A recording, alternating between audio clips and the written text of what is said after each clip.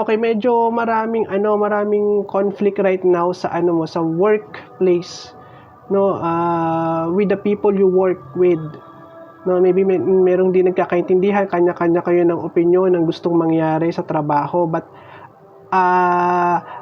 kailangan ikaw yung masunod. You have the power to really control everything dun sa work na yan, sa project na yan, or kung ano sa task na yan, no. Ikaw dapat yung masusunod. Okay, and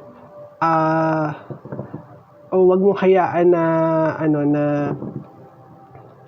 maano ka ng iba, kumbaga mas maunahan ka kumbaga ng iba, no. Yon, take charge of the situation, and I think na maayos naman yan kung any conflict na na hinaharap mo.